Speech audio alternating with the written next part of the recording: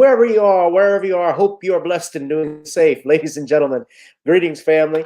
Of course, I'm tuning in. You see me without the glasses off today, but if you're looking for some opportunities, particular advertisement opportunities, then look no further at the link at the bottom to my email address. You can hit me up for advertisement opportunities. We are supporting and promoting your businesses here on this channel. You can also, if you would like to donate and subscribe to our Patreon, a link is at the bottom as well. So you have multiple ways in which you can advertise with the platform by emailing me when we go on do our live stream. You also have access to premium content, those that want to see premium content that you will not find here on YouTube or Facebook or Twitter, as I am suspended probably by now. You guys can check out the Patreon at link at the bottom. But advertisement opportunities, definitely email me, gavin.grich1@gmail.com for rates. And for the Patreon, it is the same as the YouTube channel. It is channel gboot2786. All right, I'll holla. Peace.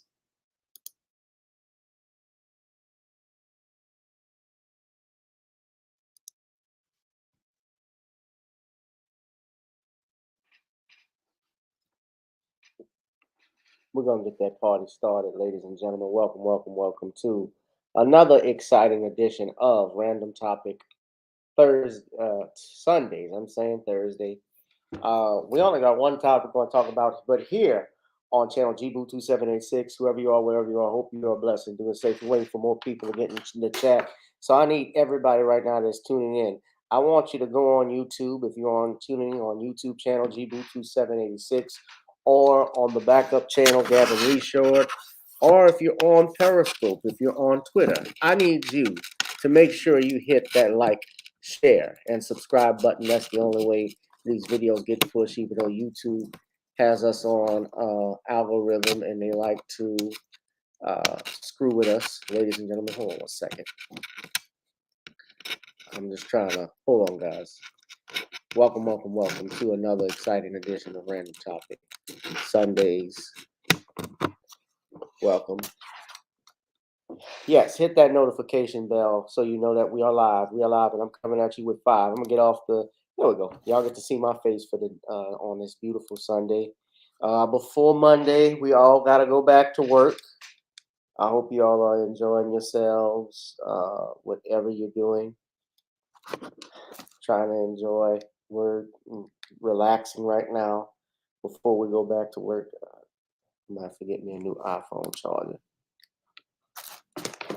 Good evening, good evening, good evening, ladies and gentlemen. So we're going to get started in a few minutes. Of course, I would like for you all, if you have not, to please go to Amazon right now. I want anybody in the chat right now. I want a show of hands or a yes. Have you purchased The Commonwealth of Pennsylvania versus William H. Cosby on Amazon Kindle?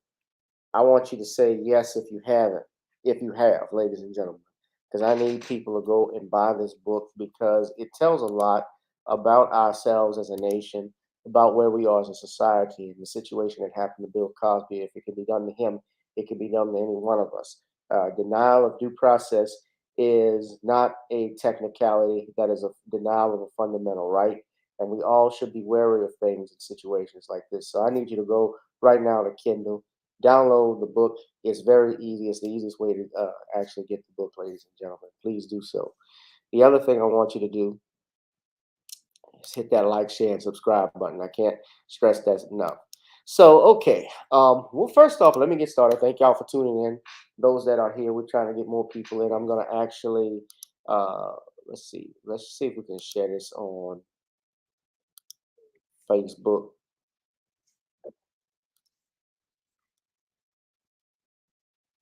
Well, put this up. I see Darius from Atlanta. Shout out to him. I don't see Danielle as of yet. I don't know if Danielle is at work or not. But we're going in, ladies and gentlemen. We're going to be talking about this scoundrel, Jann Wenner. And that's our topic for today, ladies and gentlemen. Hold on. But before I move into that, I got to acknowledge I stayed up, I stayed up till about 1:30 at night to watch the Colorado versus Colorado State game. And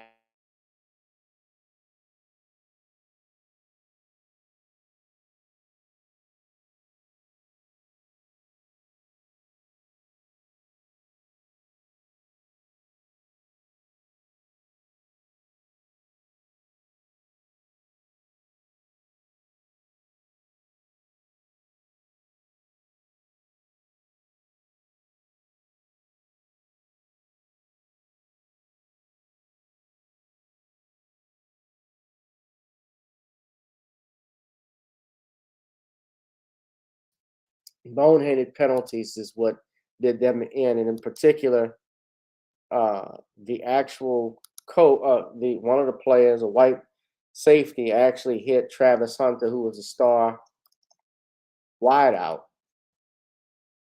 under the chin, helmet to helmet shot, and for whatever reason, he wasn't ejected. But I mean, from the time, of course, this coach, the coach for Colorado State, who took a shot at Deion Sanders, that coach by Jay Novell, I believe is his name, or Lavelle, Jay Lavelle, yeah, he of course, took a shot about Jay Norvell, about Deion Sanders, and talk about how he comes into a game or he goes to a press conference. He always wears his hat and takes his hat and sunglasses off when he's talking to grown folks. I was raised by my mama. I take my hat and glasses off, and Deion said it's personal, and that hyped up the game. Everybody was there. You had people like Offset, the Migos were there. The Rock Johnson, you had Master P, you had a bunch of celebrities that turned out uh, for Coach Prime. So he is elevating college football. But yeah, Travis Hunter took a late hit in the game, and but it was getting chippy all night. They were throwing late hits, and Shadur Sanders, the quarterback, and Deion Sanders' son, as well as his other son, his youngest Shiloh. Shiloh was a cornerback. Shiloh had a pick six on a quarterback in the first quarter, and that to me set the tone of the whole game. But all game they were late hits. It was just getting real chippy, and this one was the one that really, I don't know why this white boy didn't get ejected, but yeah, the safety here, the ball has already been thrown, and he still hit from. He did return to the game, done for the night. Took his eye off the football, and Travis Hunter, as Quint just reported, done for the night. This was the hit that he took earlier in the game on the unsportsmanlike conduct hit from Henry Blackburn. Henry Blackburn was the one who hit him late. So they were fighting and struggling all night. It went into second double overtime, but the game was it was prime time. So they ended up pulling it off. The final score, I think, was 45. I think it was 43 to 35, if I'm not mistaken, was the final score, because they had ended up in overtime.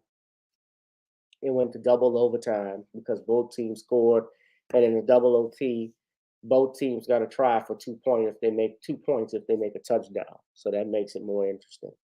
But yeah, shout out to Coach Prime. He's doing great things. And the haters, though, the hate that this man is getting is astronomical. I can expect Jason Whitlock to do it, but when it's, and I expect it from white folks, but Jason Whitlock, of course, but anytime a black man is doing great things, especially when he takes a team like this. Remember, Colorado was last year, they only won one game. They couldn't even sell out their stadium. Now, that stadium is being sold out. The stadium, the ticket sales are just like the NFL, from my understanding. They have a prime time showing, and Colorado's ranking is going to go up. Remember, they were nowhere in college football. He's elevated a team. And by the way, one of the highlights of the game for me, and that dirty play that they had, there was another player, the key defensive player for Colorado State. He got ejected late in the game, because he took a cheap shot against Shador.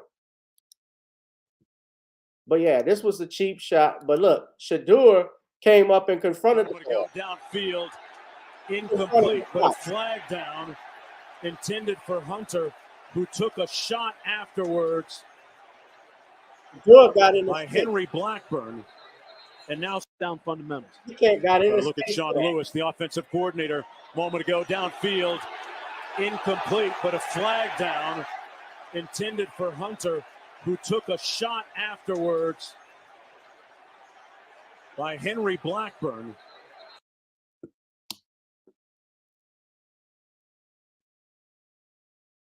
That was deliberate.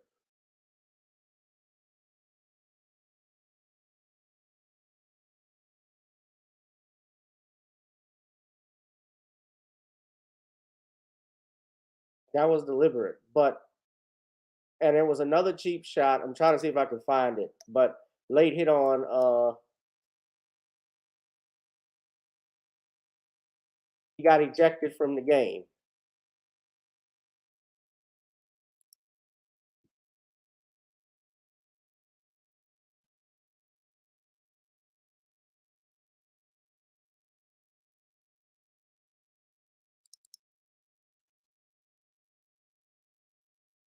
Trying to see if I can find that one.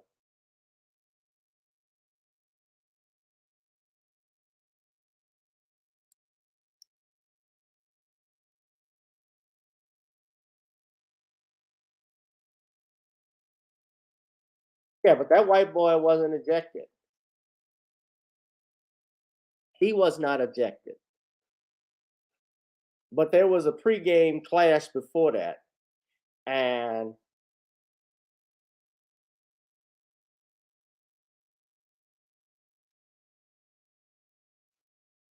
yeah, it was just bad. And then that coach afterwards, they were saying how they were getting that he had that when they had that post game press conference, because you know always do the post game press conference. He actually accused the referees of trying to help Dion.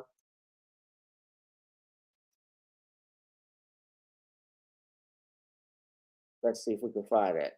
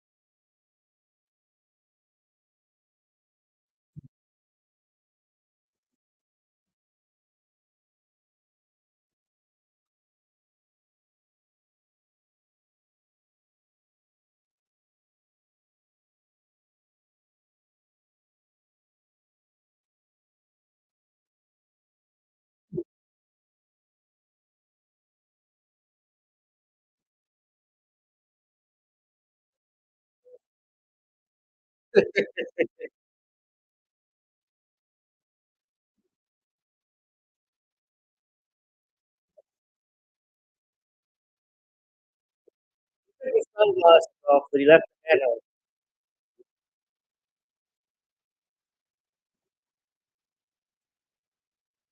Yeah, Shador went. Yeah, Shador. He had a beautiful drive down the field, 98 yards for a touchdown. So he's got people talking.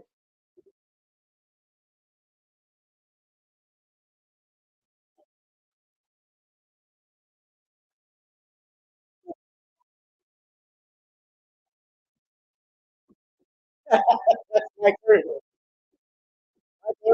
look,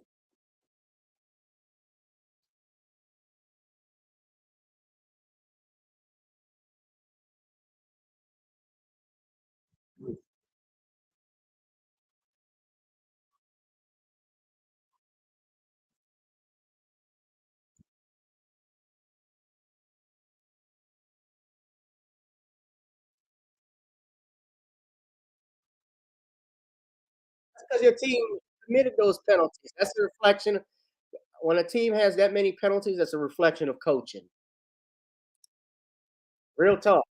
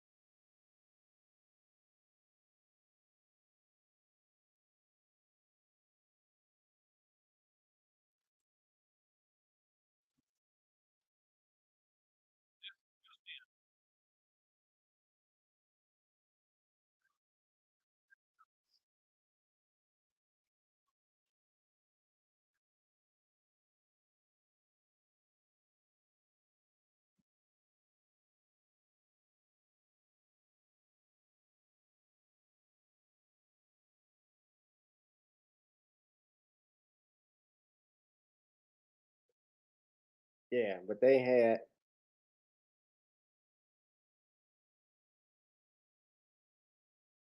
Okay, I can't find that. I was trying to find where the player got, and he was a star player for Colorado State, but he actually got ejected because he had a late hit. But yeah, Shadur got picked off early in the game, but then Shiloh picked off Colorado State. Boom! Read it. Man, you should have prime timed it. High step. But this was a late hit right here. That was a flag.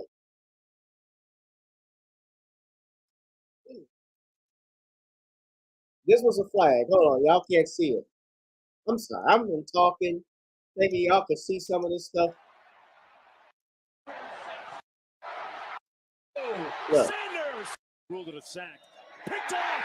Real estate ahead. number 21 like his dad. Sanders showing him his shoe bottoms. Stunting like his daddy. Touchdown.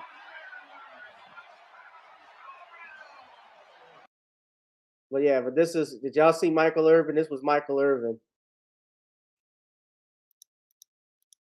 Gotta make smart decisions. Coach Richie Carney, Denver Sports. I'm trying to find it. Coach Richie. Gotta make smart decisions. Just get the ball. Ah, I just was watching the damn thing. This is it here. Oh my God! Did you see that game? Prime time. Wow! Michael Irvin's going nuts. Michael Irvin got that NFL Network money back. Oh my God! He lost Did that you all see that conservative. game? He's gone back to the '95 Prime Cowboys. time.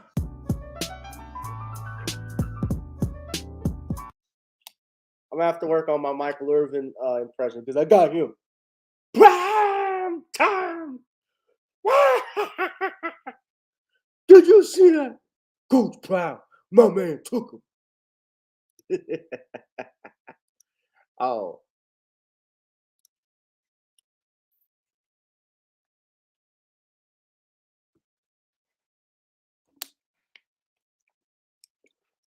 But yeah, man, but that's funny. But shout out to Coach Prime. But the haters will hate.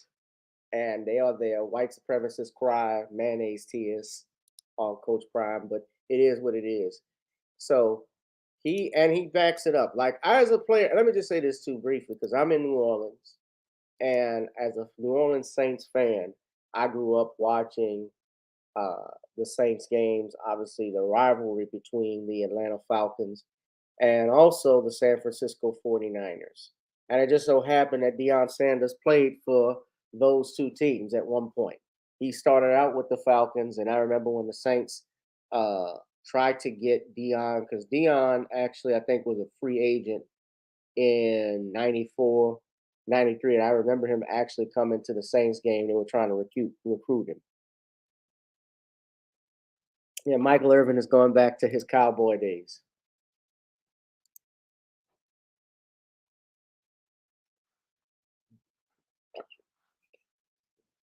But Shador, yeah, but shout out, but Michael, and I always hated, I never liked Deion Sanders as a player because he played for those rivalry teams. And anytime the Saints played the Falcons, anytime they played, especially the 49ers, I mean, when we played the 49ers, those were our rivals. And when we had the Dome Patrol, I mean, they could shut down the San Francisco 49ers. That linebacker core that they had from uh, Pat Swilling, Ricky Jackson, Vaughn Johnson, Sam Mills. Even Roger Craig said those were the toughest. That's the toughest defense he ever faced. But we never had the championship from it. And whenever we played the 49ers, especially, that was like target practice for them on the Saints because we didn't have that great of an offense, and it was hard to go. And they were our rivals. So I never liked Deion, and especially when he played the Falcons. The Falcons, obviously, our biggest rivals. But Deion, I respected his talent because he's arguably one of the greatest players to ever play the game, greatest cornerback I ever saw. He was also a great special returns player, but also just overall he was an outstanding athlete because he played baseball as well. Him and Bo Jackson, I think, were one of the few NFL athletes that were known outside of football. They played, Dion was playing an away game for Atlanta, and then he's back playing. Flew on to play for the Atlanta Braves, I think, in the and is it the ACLS championship game? I think he played in a World Series, if I'm not mistaken. But yeah, he was an outstanding athlete.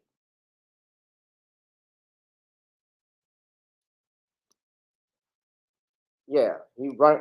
You're playing for the Atlanta Falcons, then you got to fly out to the baseball game.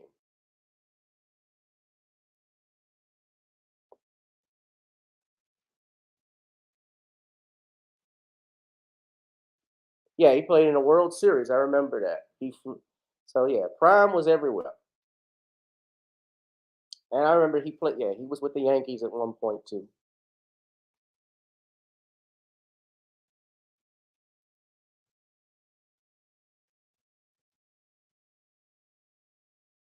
But let's go ahead, guys. But shout out to Prime.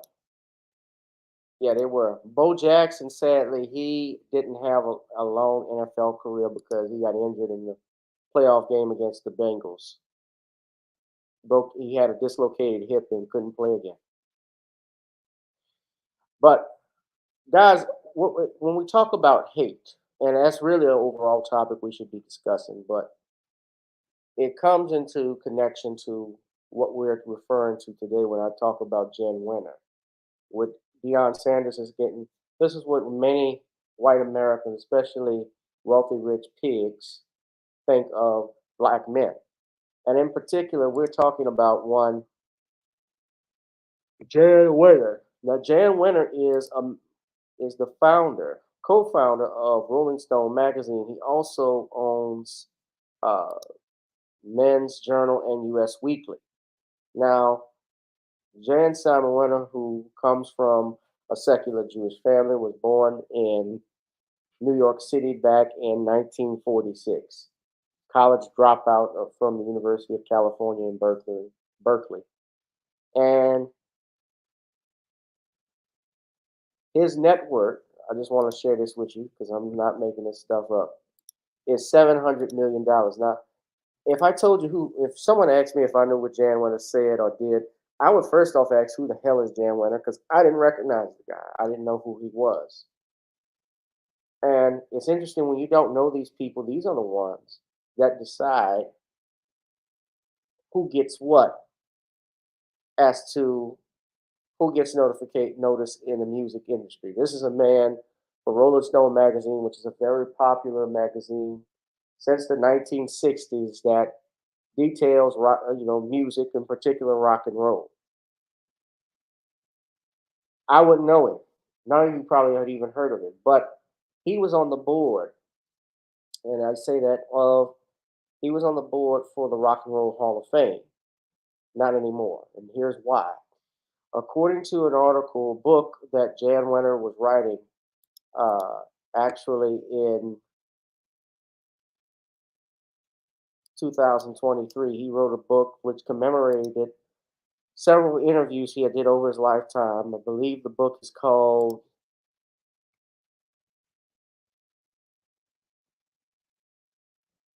The Masters, and it features interviews. That's what it's called. It's called The Masters, and it features interviews that he's done with Bob Dylan, Jerry Garcia, Mick Jagger, John Lennon, Bruce Springsteen, Pete Townsend, and Bono from U2, who are all white and male. Now, Wenner stated in the interview was asked why didn't he interview women or black musicians. Wenner responded, quote, "It's not that they're inarticulate, although go have a deep conversation with Grace Slick or Janis Joplin. Please be my guest. You know Joni Mitchell, referring to Joni Mitchell, was not a philosopher of rock and roll. She didn't mind she didn't in my mind meet that test, he told the Times. Of black artists, you know, Stevie Wonder, genius, right? I suppose you use a word as broad as masters. The fault is using that word. Maybe Marvin Gaye or Curtis Mayfield. I mean, they just didn't articulate at that level. So on Saturday, Werner apologized through his publisher, Little Brown and Company, saying, in my interview with the New York Times, I made comments that diminished the contributions, genius, and impact of black and women artists, and I apologize wholeheartedly for those remarks. I totally understand the inflammatory nature and badly chosen words and deeply apologize and accept the consequences. Now, Werner, of course, like always, when they get caught and face backlash, which is what he did, they decided to apologize only after the backlash took place. Many people were calling for him as a result of it. Wenner co-founded Rolling Stone magazine in 1967, and he served as editor or editorial director until 2019. He co-founded the Rock and Roll Hall of Fame, which was launched in 1987. That's correct. Now, I don't know if many of you saw this, but yesterday there was a documentary on the late brother Little Richard. Now, Little Richard, as we know, is the architect of rock and roll. He is the king and the queen, as he called himself, and never got his just due. Well, CNN had a documentary on Little Richard. Now, of course, there was a lot of you know what that was in there, but it was an honest history, you could say, of Little Richard's work and correct that he did in rock and roll and how he influenced all of these artists. Now, I notice he calls this book The Masters. I'm referring to Wenner's book. And what is interesting is that the book has, it's titled The Masters, and you have interviews with Mick Jagger, you have interviews with John Lennon, Jerry Garcia, Bruce Springsteen, and others. And Mick Jagger was in the documentary as well as Paul McCartney, though it was archival footage. And they all talked about their impact. Mick Jagger's wasn't archival. Mick Jagger did a full interview. But they talked about the impact Little Richard had on him, how they studied and stole from him. All of the artists you can think of, rock and roll artists, studied black artists like Little Richard.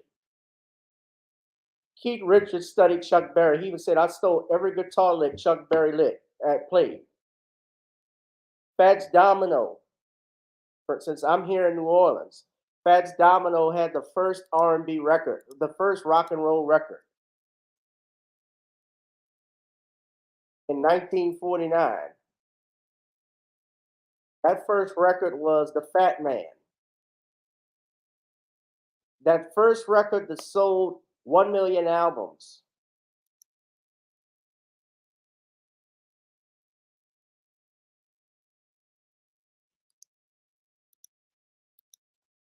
And he didn't do an interview with them. He didn't think Fats Domino was articulate. Dave Bartholomew, Fats Domino's co-writer and producer, Mr. Bartholomew. Now, of course, these men have all passed on from, Real Richard, Chuck Berry are no longer, Fats Domino, they're no longer among the living, Sam Cooke. But you could have interviewed his children. You could have talked to his producer. I mean, when they were alive, he could have done an interview with them. He didn't do that. But yeah, I got to talk about Fats Domino since I live here in New Orleans. Mr. Domino was, he was on, he was one of the greatest artists of all time, one of the best selling.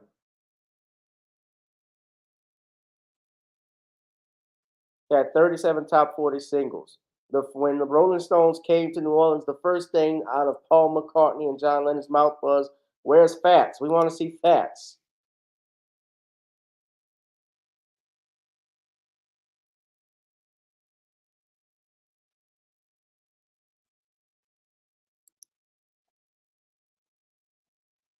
I mean, Chuck Berry, we could talk about him. Maybelline, Roll Over Beethoven, Johnny Be Good. That song, Johnny Be Good, was actually put on Voyager Golden Record. That was shipped out of outer space, so they could use music, images, and sound to play to aliens if they were there.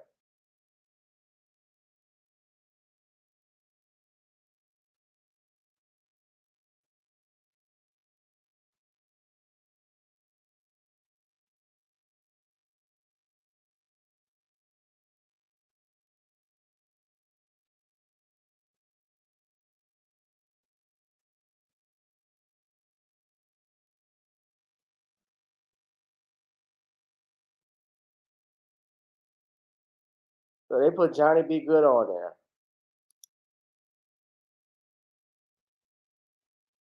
Now, how the hell they know that they understand English?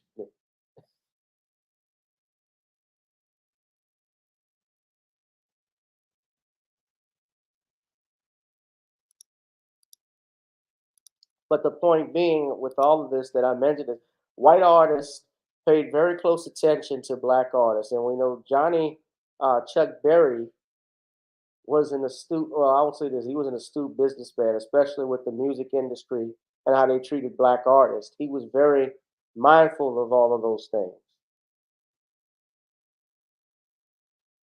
He would actually go out and look at the audience. You know, when they told him, "Well, we don't have money. We did so bad at the gate." He go check and look at the audience and see that the place was packed. He's like, "Give me my damn money." And I find it interesting. They list Barry, Domino, Little Richard, Aretha Franklin, all of these artists on Rolling Stone's uh, top 200 artists of all time, our greatest artists of all time. And here's the co-founder speaking greasy on the likes of Curtis Mayfield, Marvin Gaye, and others, saying that they're unarticulate. So let's look at something for a second. I want to show. I got receipts here because even Keith Richards organized a documentary film for Barry's 60th birthday. Because Keith Richards idolized Chuck Berry.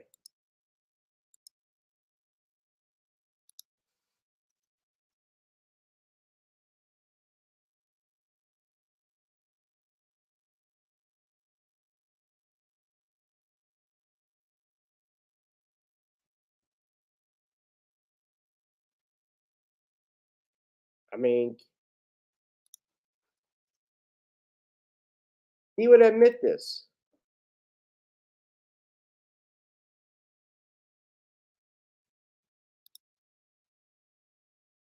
Those guys, Bob Dylan, they all, Eric Clapton, they all took from Chuck Berry.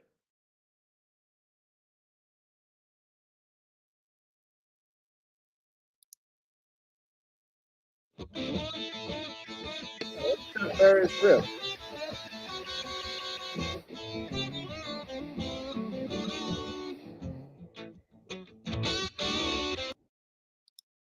So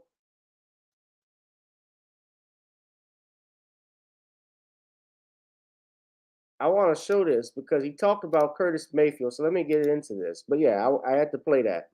But I want to show y'all this too. Now, he has been removed from the Rock and Roll Hall of Fame's board of directors. They removed him as a result of his comments. But what does that do? He served on the board and he was also on at Rolling Stone from 1967 to 2019. So for over 52 years, he was the head of Rolling Stone magazine. And we now, I guess, have a feeling why artists like Michael Jackson, for instance, had an issue with Rolling Stone getting on the cover. Now, he mentioned Curtis Mayfield. Now, this is the Songwriters Hall of Fame. Curtis Mayfield, who passed away in 1999, wrote songs like People Get Ready. He wrote the entire Superfly soundtrack. He produced for other artists. He produced for Aretha Franklin, giving him something he can feel. He wrote People Get Ready, Keep On Pushing, Amen. All of those songs. And he says he's not articulate. He wrote for Mavis, the staple singers. Yeah, let's do it again.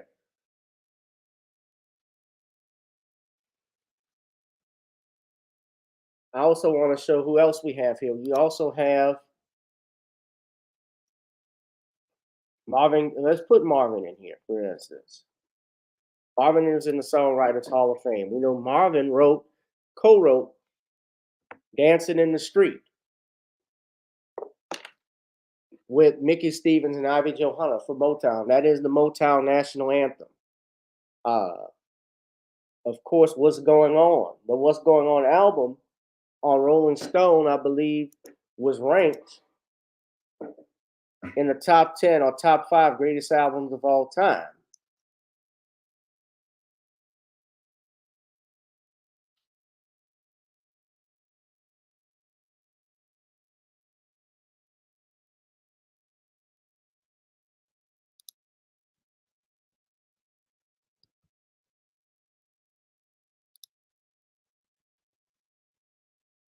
Songs in the Key of Life. He mentioned Stevie Wonder. You said Stevie Wonder maybe? No, Stevie Wonder currently still is.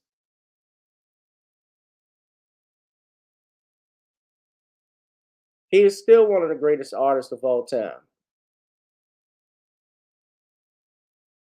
He is a master.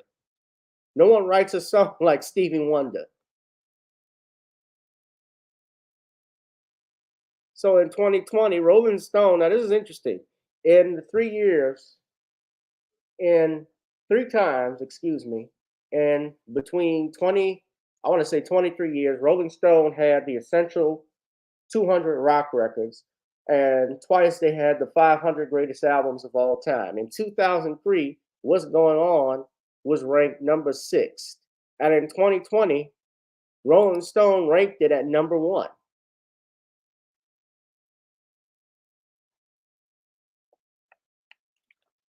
But these are the songs Marvin Gaye wrote. They have him in the Songwriters Hall of Fame, writing Mercy, Mercy Me, Inner City Blues, having hits by other artists. Oh, here's some artists did mention Smokey Robinson. Smokey Robinson wrote over 1,000 songs in a 70-year career. 70 years. He wrote for other artists. He didn't just write for himself.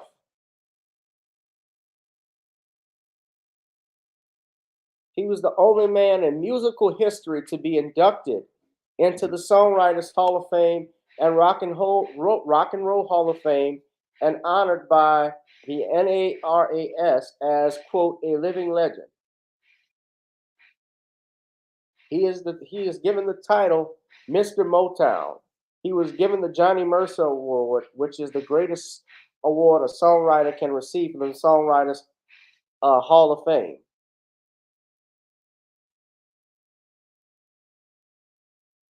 Of course, you could have also, what about Berry Gordy Jr., the founder of Motown, who got all of these artists? But then I got to talk about, and here are the connection. What they do is they put the songwriters here and their connections. So you see Berry Gordy, you see Michael Jackson, you saw Holland Dozier and Holland. Those are the songwriters and some of the artists that they had. Of course, Stevie Wonder, Marvin Gaye. Marvin was Berry Gordy's brother-in-law at one point.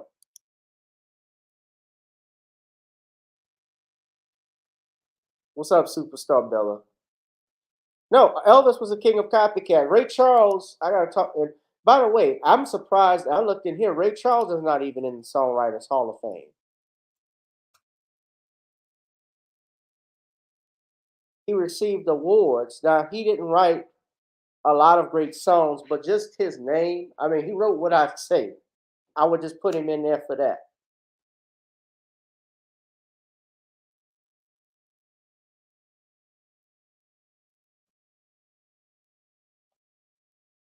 But Ray Charles did a hell of an interview with Bob Costas. I don't know if y'all saw this, but he talked about Elvis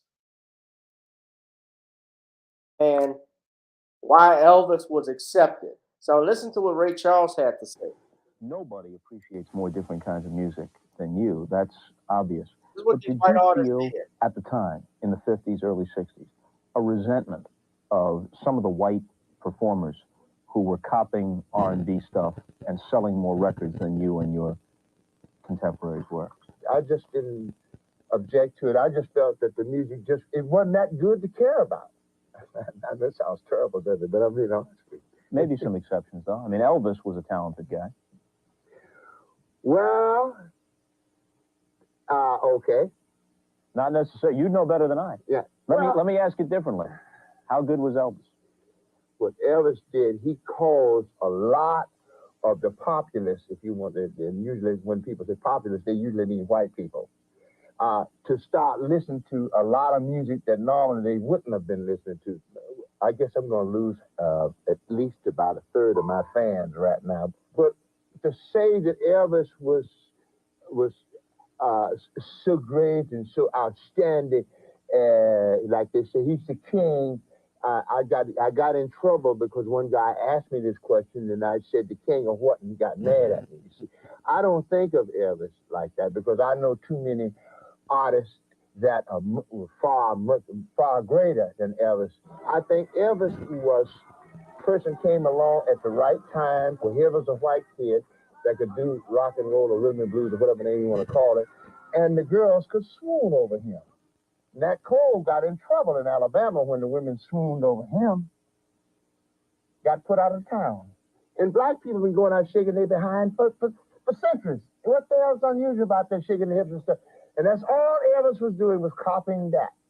And he was doing our kind of music.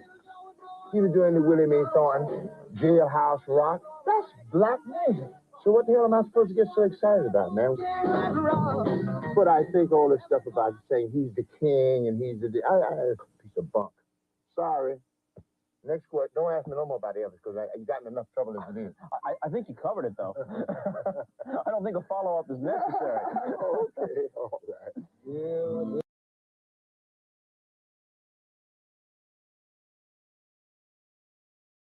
Oh, I was muted. That was what Ray Charles said. But a lot of the white artists, black artists, excuse me, a lot of them said great things about Elvis. For whatever reason, I guess they felt he promoted their music. For Little Richard had kind things to say about him. I mean, Elvis Presley idolized Little Richard too, by the way. He called they called Elvis the king, but Elvis in private would call Little Richard and Fats Domino the kings of rock and roll. So he was mindful of that. James Brown, they all loved Elvis. Brother Ron Hurd talks about that. But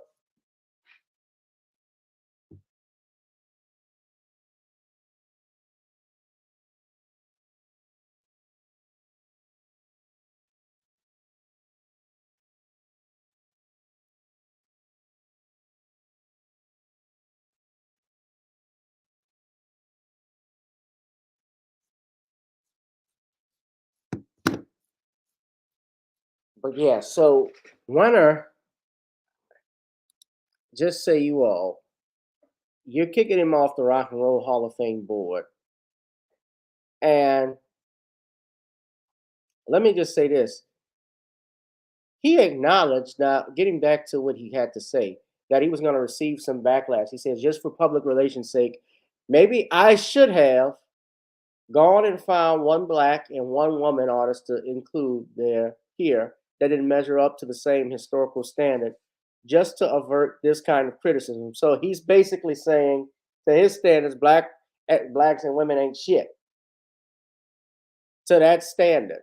Now, I would agree that the standard of music today is not what it was in let's just say 1965. You still had many of the artists I mentioned alive and around and still making music. I'd agree with that aspect of it. But he's saying this as an insult. And so he gets caught. But this is a classic example of they like your rhythm, but not your blues. They like your music, but they don't like you.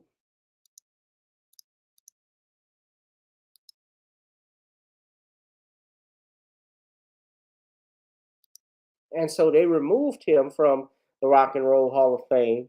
But what does that really do? He served on this board since its founding. He co-founded the Rock and Roll Hall of Fame. So he has an influence in the world. Now, last year, Rolling Stone, I want to picked all of these albums. They picked What's Going On as number one, Blue by Mitchell, and number three, Joni Mitchell, Wonder Songs in the Key of Life at number four, Purple Rain by Prince and the Revolution at number eight, Miss Lauryn Hill's Miseducation at 10.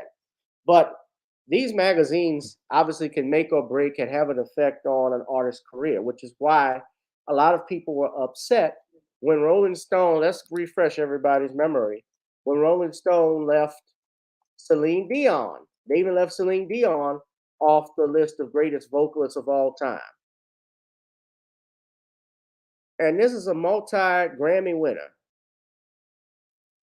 They protested outside of Rolling Stone's offices out in New York. She was not in that category either.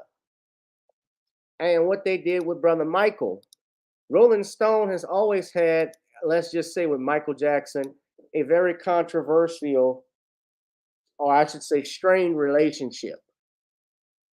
Yes, Michael Jackson was one of the first black men to get on the cover of Rolling Stone, but there was always an issue.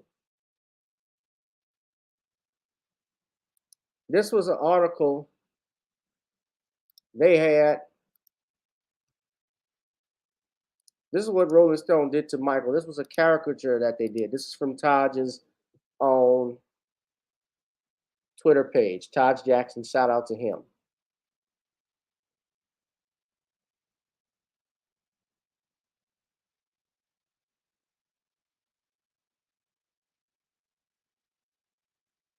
And yet Jann Wenner had Charles Manson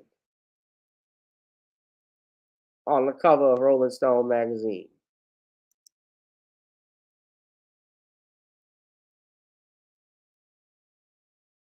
And they put a cover of the Boston Marathon bomber on the cover of his magazine, right? And that was in 2012. And this was a letter from Norman Winter.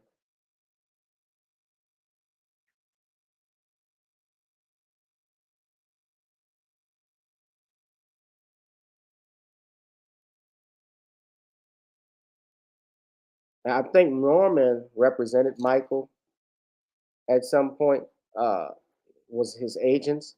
I don't know who Norman Winters was, but from a research I looked at, Norman Winter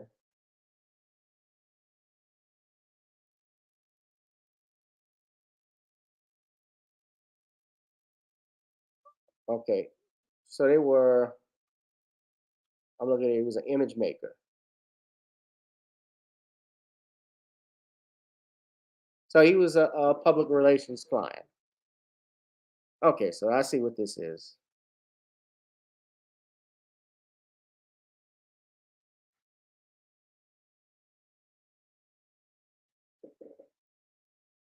Yeah, but he wrote a letter to Rolling Stone magazine on November 27, 1979. This was an art, basically calling out Rolling Stone for not putting Michael on his cover. And they said, Michael Jackson has in fact been on the cover of Rolling Stone, contrary to your statement in your recent letter to me. We would very much like to do a major piece on Michael Jackson, but feel it is not a cover story. And he put, oops, nobody's perfect, Jann. Saying you screwed up. Because then we know several years later when they didn't put Michael on that cover of Rolling Stone magazine, that Michael Jackson was the king, became the undisputed king of pop.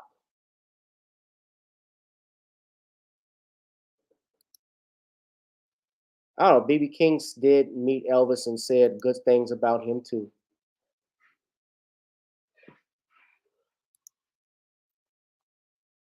And then Michael wrote this letter.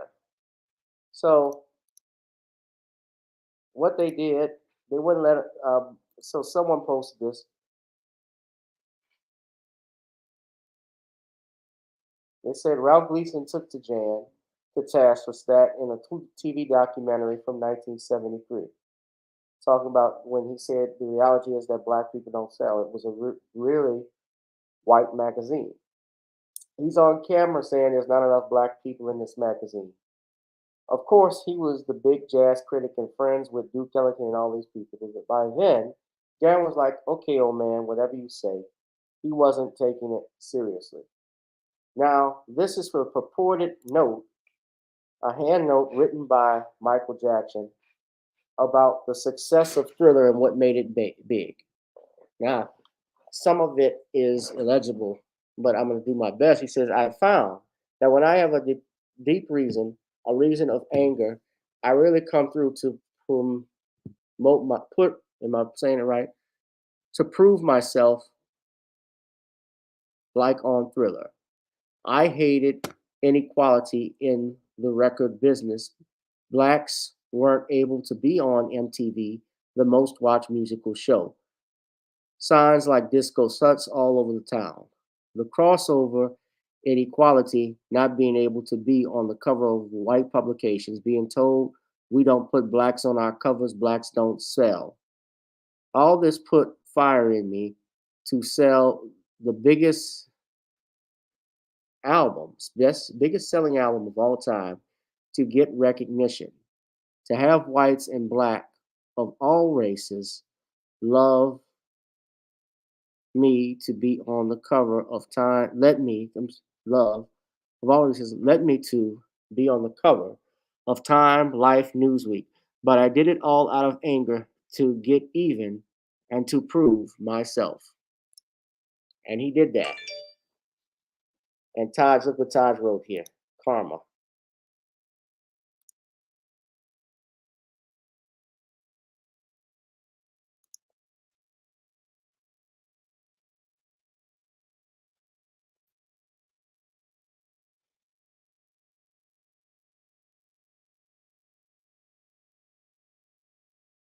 Oh, they're talking about, yeah, Russell. I saw that Russell Brand is being accused of sexual assault. Uh, I don't know. I saw an article for that, but I didn't know about somebody put something about Chris Rock. I didn't know about that. Excuse me.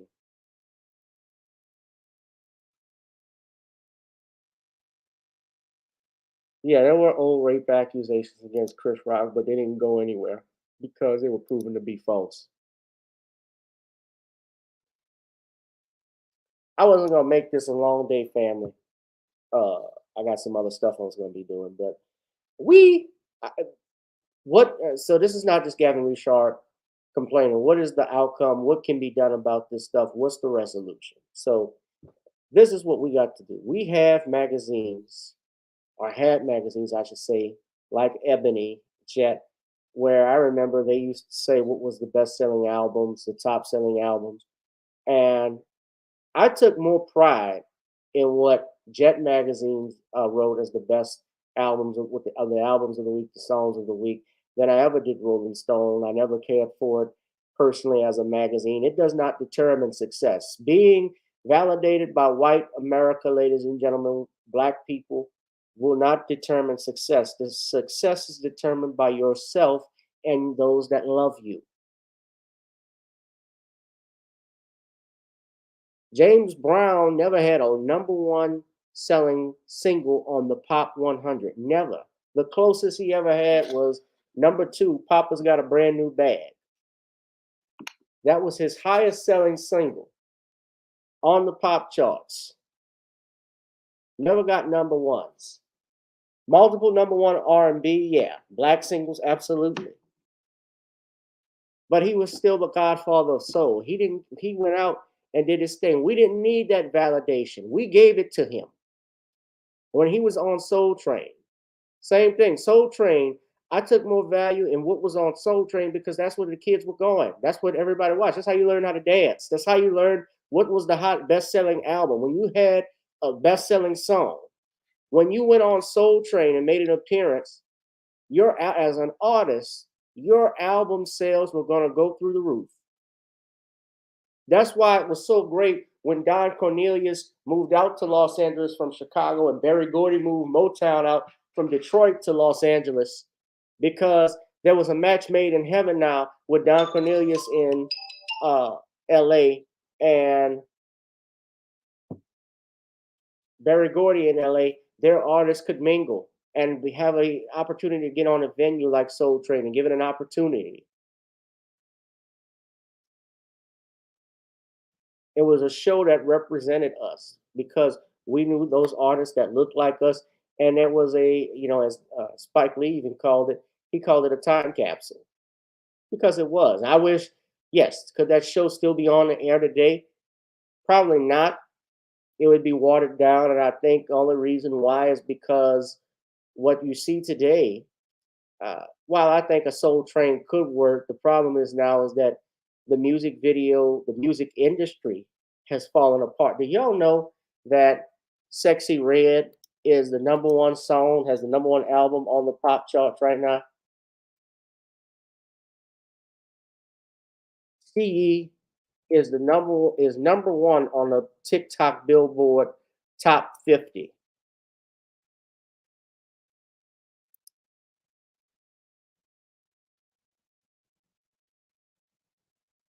The most popular song. She's #1, Ski Yee.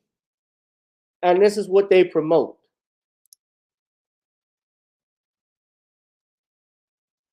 My Pound Town, that's her. That's what they want our young black women to look like.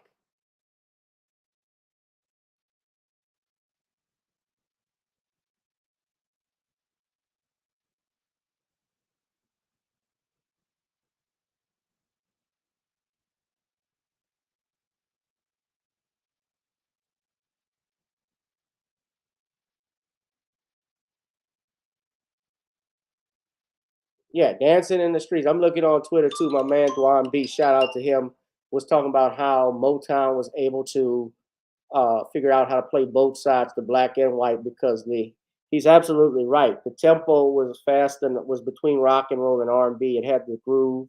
The music was fast enough to appeal to white rock and roll artists, but the lyrics, the dance moves, it was funky and gospel enough. Yeah, it had a groove to it. You listen to Holland Dozier and Holland's Same Old Song and Sugar Pie Honey Bunch.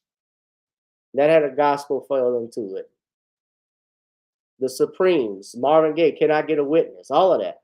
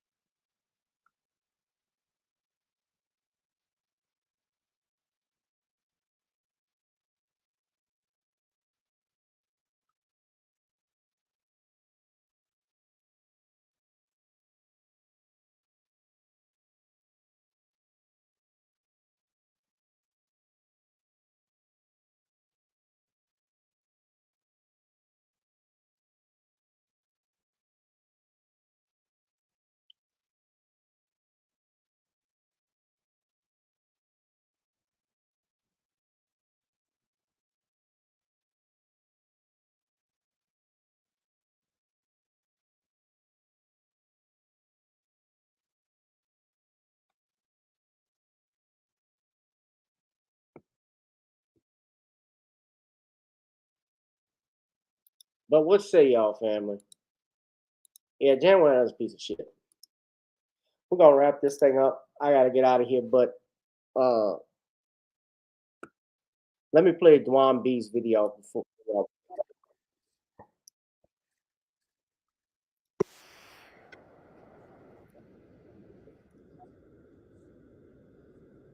Not articulate enough to discuss rock and roll or being a rock star.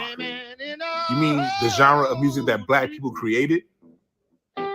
Rock and roll is just a derivative of the blues, an electric version of it.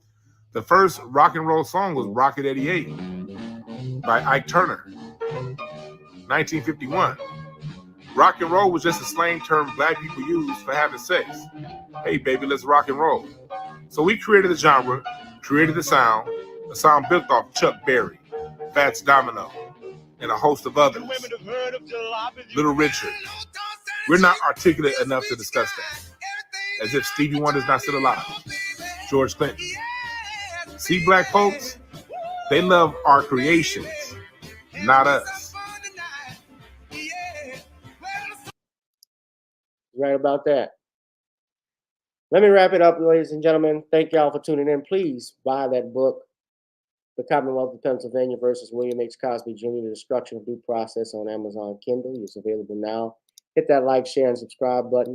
And if you would like to, I ask again, of course, since this channel is not monetized, if you want to donate to the Cash App, PayPal, or Zelle, you may do so.